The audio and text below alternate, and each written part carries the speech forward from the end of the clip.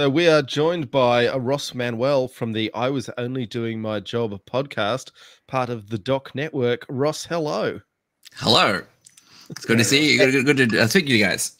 When I read about your article in the paper, I'm like, another military history podcast in Canberra. I must reach out to you guys.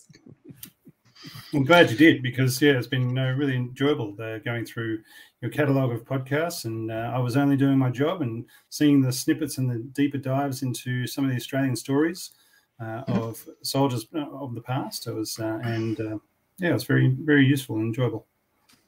Oh, yeah, and that's the thing. Like, one thing I found when I started this thing was no one was really talking about what we did on the global stage. You know, like most of our schooling was, we did Gallipoli and we did Kokoda, but outside the rest of the world, it was Australia has an army.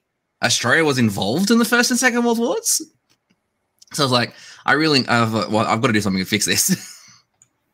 Out of interest, your podcast audience, what's your geographic spread like? At the moment, the United States is 59% of my listener base. Okay. But which is weird because I'm like, okay. And Ashburn, Virginia is like a pretty big chunk of that group.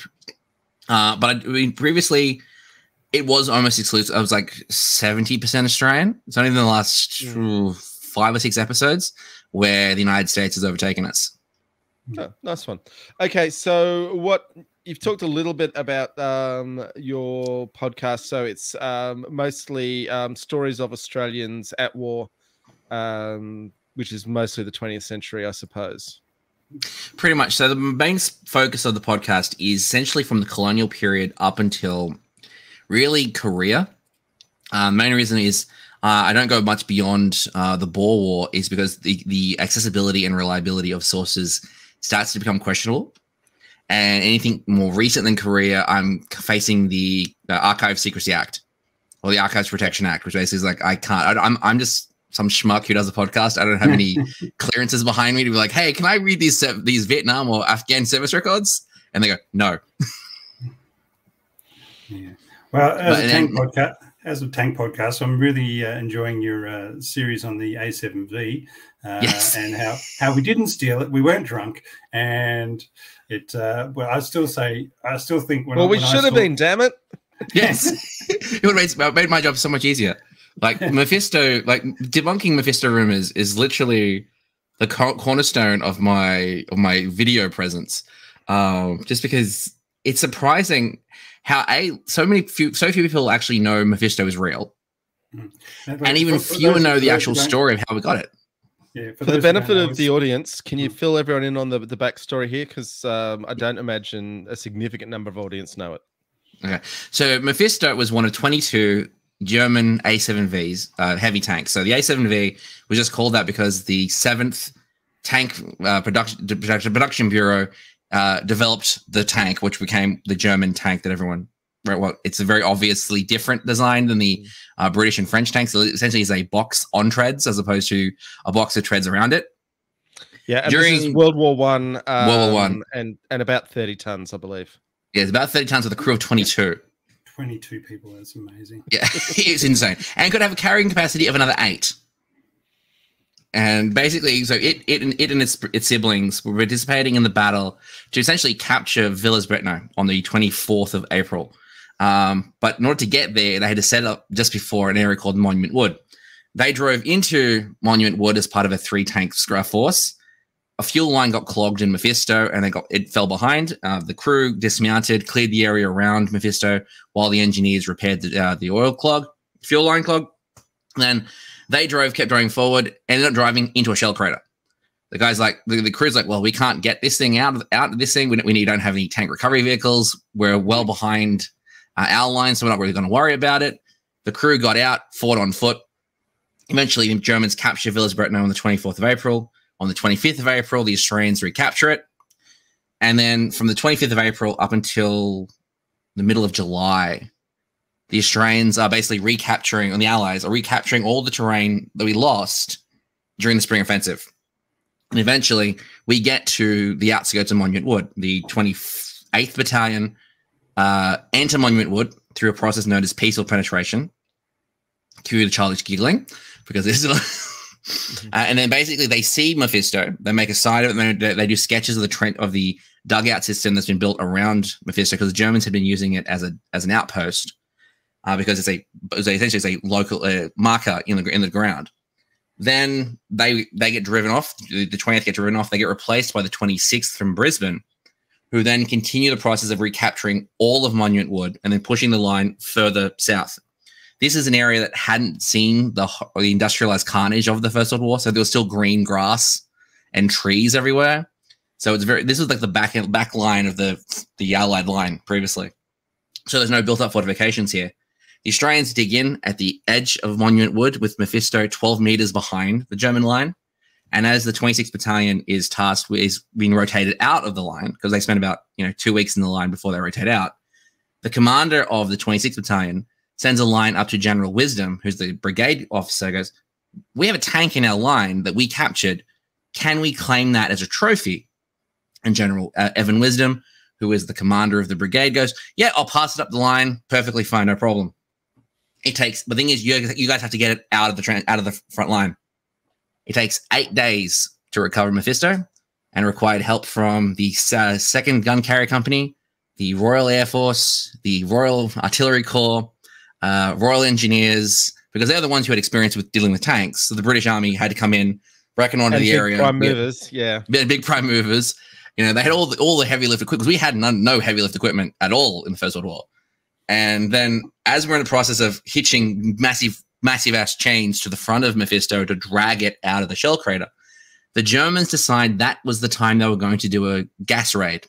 Completely separate from the whole affair, because what the British had been doing is at night spraying the German lines with artillery and having aircraft fly overhead at low levels, which they got used to mask the heavy prime movers coming up to retrieve Mephisto. And then eventually what happened is the Germans said, "Oh, this day, it's a perfectly good day to launch a gas raid." So they fired gas shells in the general vicinity of Mephisto, because one of the reasons the 26th said, "Hey, can we remove this from the battlefield?" is the Germans had sighted it as a fixed location. And if you have any experience with artillery, anything that's not above ground is going to be a ranged in target. Mephisto gets out. They 12 men essentially recover it. They create fake tank tracks going in an opposite direction to confuse German aerial observation. And then they take it to the British tank yard, well behind the yard, for study. This is, at the time, the 2nd A7V that had been captured by the British, or the Allied forces. The French had captured Alfred not long after the Battle of Villers-Bretonneux. So it's sitting on the British tank yard, and all of the brass come to Mephisto and go, "Oh, look at this great thing that one of the Dominions has captured." They're coming in, they're walking around, they're souveniring pieces of it. So, fuel tanks, pilot and driver's seats, all the machine guns are gone by this point. And there's 8 machine guns 4 machine guns and a 2-pounder gun on this thing. They've taken the machine guns, but what they've done, and what the 26th Battalion did, was to make sure that no one forgot who did it, was they've painted on the side, "Captured by the 26th Battalion." And then salvaged by the 1st Gun Carrier Company. They're making it very, very abundantly clear that Mephisto was captured by the Australians. But in a great, tongue-in-cheek reference, on the front of Mephisto is the Faustian demon Mephistopheles, where Mephisto got a name from, running off with what is presumed a Mark IV tank. So on the side of the hull is a British Imperial Lion standing on an A7V. Which is hilarious, but it's purely for the enjoyment of the Allied brass walking around, because there was no way the Germans were going to see this. It gets claimed as a trophy. It goes to the War Trophies Tribunal, and the Australian government, the Australian parties, petition successfully brought to Australia. See, it's loaded aboard the story I heard about that was the British Army said, no, it's ours. You're just here with us. And so the Australians said, well, bugger that. We're just taking it.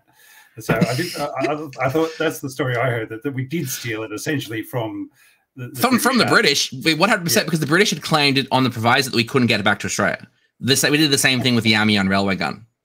I was about to say we took some big trophies around then, but yeah. Yes. So basically what happened was that prior to 1916, there was a general consensus that everything captured by the Dominions was eligible to be shown in the Imperial War Museum or the Queen Victoria Prince Albert Museum in England, and everything else will then be distributed out through the Dominions. Obviously, the Dominions, not wanting to hear this, went, no, our troops captured it. We should have first pick of it. Which all that basically meant was that we could then arbitrate before this committee of like why we wanted the object, why was it important to us, and why we should have it in Australia. We were successful getting Mephisto and the Amiens railway gun home. The Kiwis were not successful getting the 2 A7Vs they captured sent back to Australia, back to New Zealand, because they couldn't get the shipping to send it there. And both of those were scrapped by and they got scrapped. Both of those got scrapped by 1919. So Mephisto's loaded on the SS Armagh in 1919, and it's shipped back to Australia. But on the way home, they're like, "Where's this thing going anyway?" Because the Commonwealth claimed it, Melbourne claimed it, and then Brisbane claimed it. And the reason why Brisbane claimed it is because the 26th Battalion came from Brisbane. And it basically wasn't until they were like essentially entering the Straits of Lombok where Charles Bean intervened on behalf of the Brisbane authorities and said, well, the 26th Battalion captured it. They can have Mephisto as part of their allocation of the war trophies. But the thing is that no one told the Brisbane authorities this. So it sat for about 6 months on the Brisbane harbour on a wharf until they were like, oh, hang on, this is ours. We can take it off the wharf. And so then they used government steamrollers to drag it through the streets of Brisbane to get to what was the Brisbane Museum. And apparently, I haven't seen this to verify it, there are still buildings on the route that bear the scrape marks of Mephisto dragged along the road. Because unlike in the recovery of Mephisto from Monument Wood, where they oiled the tracks and made sure it could move, they didn't bother with any of that when they got it through. Sitting out in the sea air for the last 6 months. I was going to say, by the time it's been deck cargo all the way around the world and then sat on the Brisbane dock, it's not going to turn as smoothly as it did before. Yeah. So apparently it carved up the road and then basically sat in, on the outside of the old Brisbane Museum, where it was exposed to the elements. It was rained on. People climbed on it. I've heard stories of, people, they're finding food scraps from like the 60s and 70s inside the tank. Then one of the historians decided to sandblast the thing, which removed all of the original paint to deal with the rust problem, because it's what happens when you leave the 30-ton steel vehicle outside is it rusts. Then the 2008, I think it was 2008, Brisbane floods happen. And Mephisto is covered in mud up to the bottom, the tops of her wheel treads. And that's basically what they were like, oh, we should probably stop leaving this thing outside because it's now going to deteriorate. An agreement was reached somehow between the Brisbane Museum and the Australian War Memorial, where it was taken down to Canberra. It was restored there. It went on display in Anzac Hall, which I saw. That's where I saw it. And standing in front of it, I think it's terrifying standing in front of it. While the Brisbane Museum built a whole new display for it. And all while this happened, online, articles started appearing of Mephisto being talked about and the history of Mephisto being coming out. So it ended up being this pop culture phenomenon on par with the Emu War of how did as Australians hang on. Nothing's on par with the Emu War. True. Except for most of my listener base. It ended up with all these stories of like, how did the only surviving German First World War tank, because we didn't realize until, which is ironic, that, for the 70 years, we had the only First World War German tank. How did it get to Australia in the first place? And of course, the natural reaction is we were drunk, and that's why we took it. Because, we're only one generation removed from our convict past. And the idea of, dallying forth and stealing from a bunch of hapless Germans is what we do. We're not all John Barney Hines. And that's basically what's propagated. I'll get onto him later, but yeah. Just continually propagated this story that we were drunk in the trenches forever, we were bored, and we saw this tank sitting in no man's land, and we're like, hey, Jono, you reckon we can take that? Of course we could. But anyone who's been anywhere near a tank, and you guys have been near tanks, you're like, they're not exactly quiet. No one's not going to not know that something's moved. As we've discussed a few times, the best way to steal a tank is to overrun its depot. But I'm banned. Let's move on a touch from Mephisto. Have you done any other tank related episodes yet? Not yet, mainly Okay. because, as you know, I did a couple. Sorry, I did actually do the one of the original founders of the Tank Brigade, Major General Robert Harold Nemo. He was one of the original architects behind Australian armored doctrine. He was a light horseman during the First World War. He then transitioned from light horseman to cavalry by going motorized, and then he became the nominal commander of the 1st Armored Brigade when it was a militia unit.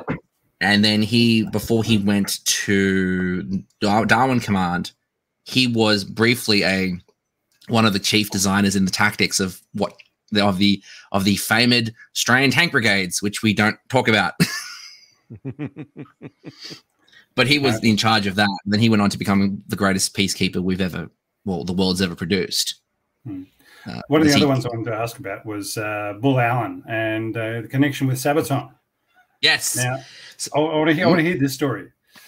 Okay, so the reason why the podcast exists is because during lockdown, like everyone else, I downloaded TikTok, and there was a lot of people who were doing history, mainly Americans and Brits doing military history content, things like that. And occasionally an Australian will come up and they'll mention something about Australian, and I'll comment on that. And eventually kept going until my manager, my boss actually sent me a rule like, when we return to work, can you write up, as it gives all jobs to do, can we write up a delivery, a presentation to give to the crowds when we return to work? Not realizing that, when Canberra returned from the first lockdown, public gatherings weren't allowed still. I did someone who is included in all of this promotional material, and the only Australian that Sabaton has made a song about, being Leslie Bull Allen, this giant of a man who gained the moniker because he just charged down his opponents playing AFL, and he's like 5'10". He's a massive unit of a guy, and which is where he gets the name Bull Allen. And it was actually rather depressing reading his story when I put it together.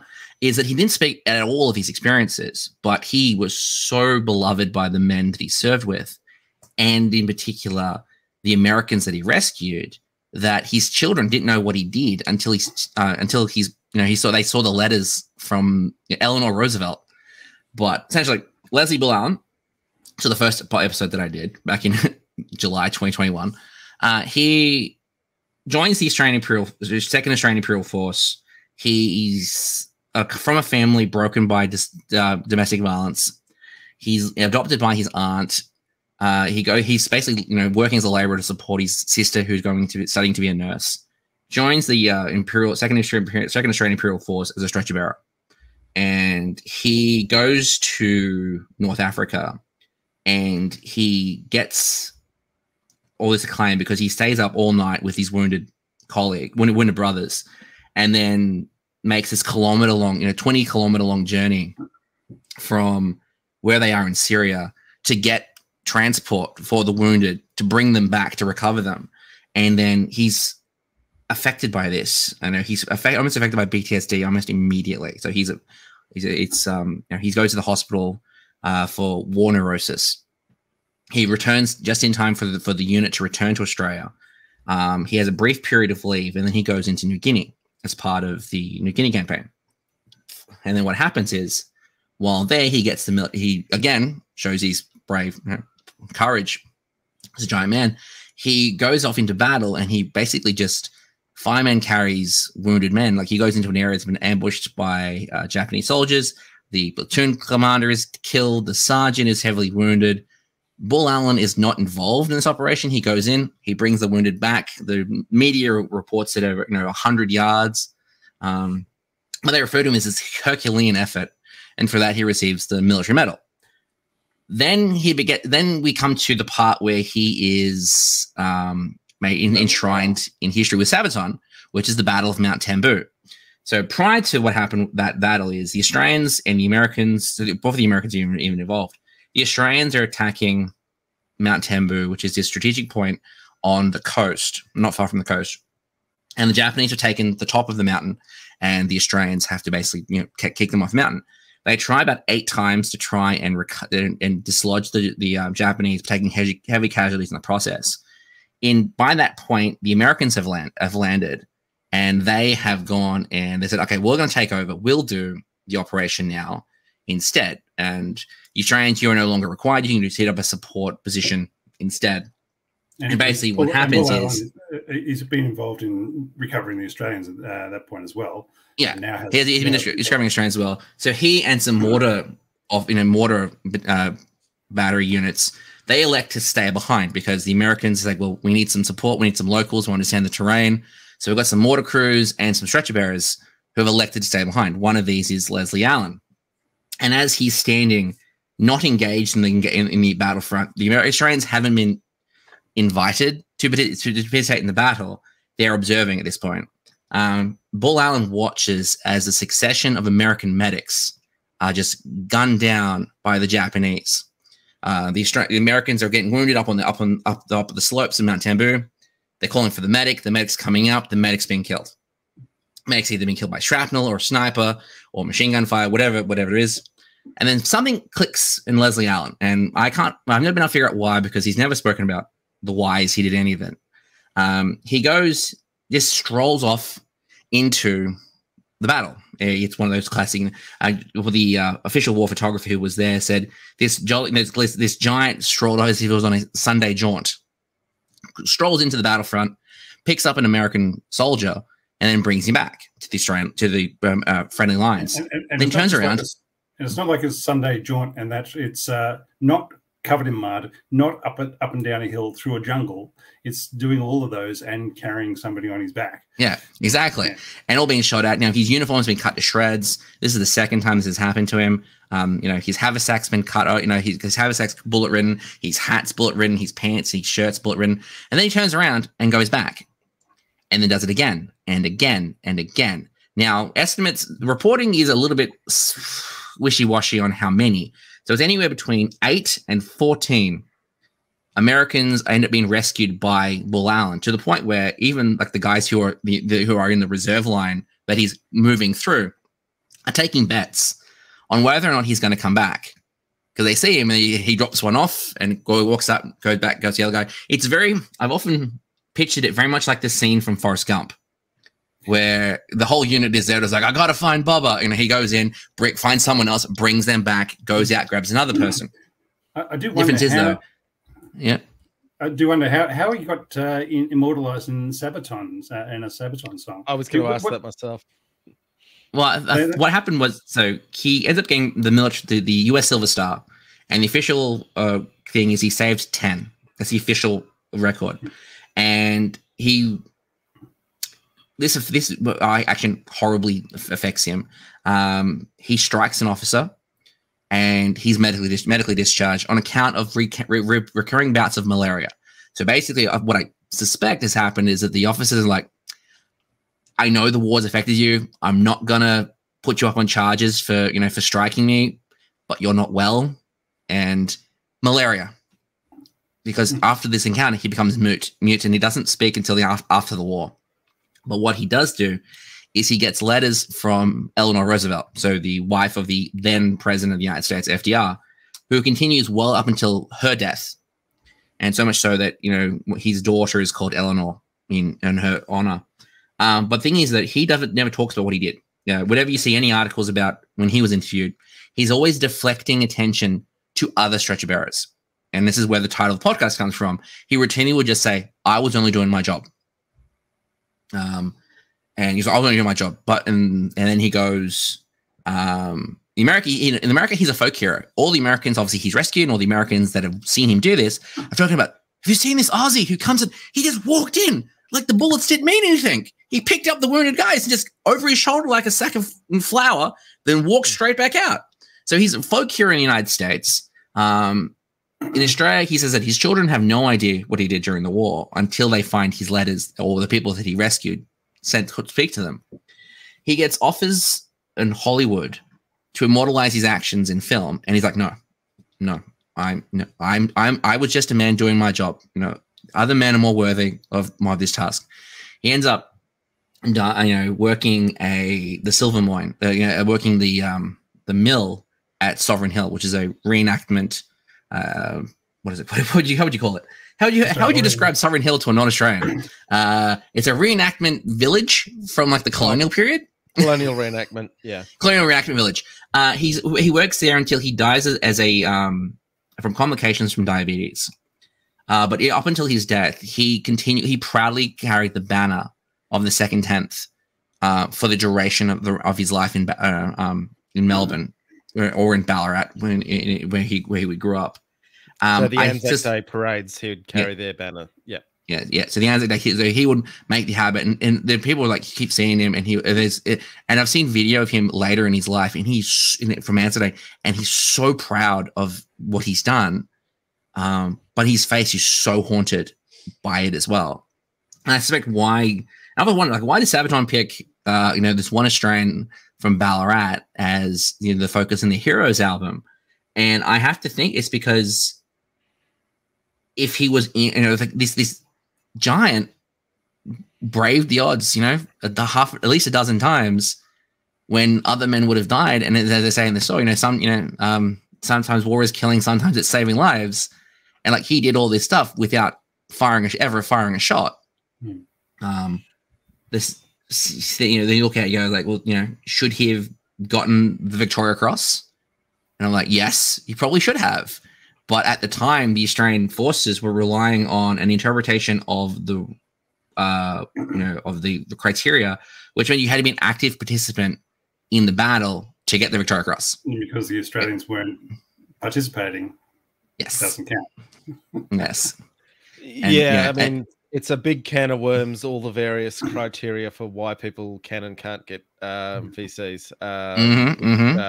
It's possibly you could just about do a whole podcast series on that can of worms. Yeah. I mean, and the irony is though, it's like if he was American, he would have gotten the Congressional Medal of Honor. Yeah, right. I mean, without a doubt. I mean, I'm fairly certain MacArthur would have recommended it. For those who don't know, the US Silver Star is the highest award they can provide to a non-American soldier.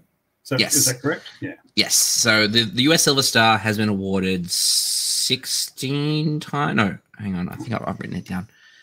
It's been awarded to Australia. Like Australia's received a lot of Silver Stars, surprisingly. It's mainly in the two world wars. It's a couple in Vietnam, weren't there? A couple in Vietnam. So the two of the 4 Victoria Cross recipients from Vietnam received the US Silver Star. Then there is on top of that, it's about 8 overall, like 4 from the First World War, 4 from the Second World War. I'm not exactly, don't quite exactly quote me on that. But yeah, Peter Badco, VC recipient, Harry Harcourt, VC recipient, Ray Simpson, VC recipient. So it's usually on the lines of these guys who receive it are often receive other equivalent or higher awards as well. Keith Payne, all 4 of the Victoria Cross recipients of Vietnam received the US Silver Star. It's not something that the US give out lightly. I mean, I just looked at the foreign recipients. 22 of them have been awarded to non-Americans, and Australia is probably the parity on the number awarded. We are good foot soldiers for the Empire. Yeah. Yes. All right. Yeah. Look, we're going to probably have to wind this up in a sec. Rob, sorry, did you have a question there? No, I was just about to say the same thing. Okay. Ross, tell our audience where they can find your stuff if they want more intense Australian military detail. So the podcast is called I Was Only Doing My Job, an Australian Military History podcast. It is found on literally everything. If it is on a podcast platform, I will soon find it and put it on there. I am found on the podcast is found on TikTok. It is found on Instagram. It's found on YouTube. It is found on Facebook at IWODMJ, or is X now, whatever. I'm on Mastodon. I'm on Doc Winters, which is where you want to find my videos on things. But everything we found at thedocnetwork.net. Brilliant. Okay. Ross, it's been an absolute delight. Thank you so much for sharing your knowledge with us and our audience. And I'm sure we will be talking to you again in the future. Yes, I didn't even get a chance to talk about my 2 favorite tanks. Oh, okay. Hit us up. Next Give us your 2 favorite tanks. When was next Go time? on. Okay, Oh, so okay. because when we first started interacting, one of the questions was, "Oh, we could discuss our 2 favorite tanks." And I was like, "Well, okay, the 2 favorite tanks I have is the Locust and the Wolverine." Okay, so the Locust was the was almost like the Tetrarch. It was designed to be a paradrop tank, right? It was the US built M26 Locust. When you look at the thing, it thing's about 5 foot tall. When it compared to a Sherman, it looks like it was designed for a child. I just love the novelty of it, like the fact that the British are like, we want something better than the Tetrarch, but we are restricted by the fact that it has to be carried in a Hamilcar glider. And we're like, okay, we'll give you the Locust. It's used once during the Second World War, during Operation Varsity, of which almost none of them survive. The ones that do, they managed to achieve the objective, so they do actually do better than the Tetrarch did. But they're also spouting a 37mm gun. And this is a 1945. So, but for an infantry support vehicle, it's a tank, but it'll knock over a half track, and that's exactly in 1945. It's not bad for what it does. I always like the novelty of it. Without wanting to drag paratroop operations. Okay, I was going to say the point being for paratroop operations, you want to be dropping in the back lines where you shouldn't be facing tanks anyway. You'd be facing logistics vehicles and soft skin stuff. Exactly. So, like for it did, I always love the idea of it because this is how small it is compared to the main battle, like the main battle tanks that the Allies were producing. So it's a design compared to it looks like a little Tykes car, and the other one is the Wolverine, so the M10. The real reason why I've always been a fan of the M10 was I got into World War II wargaming, tabletop wargaming, and my tank option, I know, was due to the story I was at, had an M10, and I went Googling the M10, and I found a photo of one M10 surrounded in a sea of 76mm shell casings.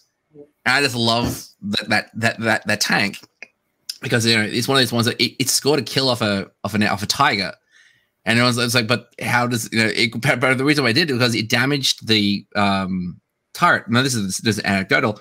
Apparently, it rammed the Tiger to the point where it damaged the gun, and then the crew had abandoned. And that's how they claimed the kill on the Tiger. And I always love that story. Like, whether it's true or not, I don't really care, but I always love the fact that this thing was this stopgap vehicle. It's a bit like the Greyhound story that I mean, pretty much every Sturm or Panzer IV on the Western Front was claimed as a Tiger. Became a Tiger. But then again, it's the same. That's the same claim like the Wirraway that used to be at the Stonewall Memorial, it's now in storage. Yeah. Claimed to shot down a Zero, and I was like, sure. Most likely, it probably was a Nakajima. It probably wasn't a Zero, but no, it doesn't really. But that's okay. It's like, I still love the award there for the part though. US gave him a US Silver Star, and Australian Command got him six bottles of beer. And if you're in Papua New Guinea, the 6-pack of beer means a lot more than a Silver Star at the moment. Yes, it does. Okay, right, we're going to wind this up now. But Ross, thank you very much. We really appreciate it. And like I said, don't be a stranger. I'm sure we'll figure out something else to work on in the future. 100%. Thanks for having me on, guys. This has been a real pleasure. Good night. Good night.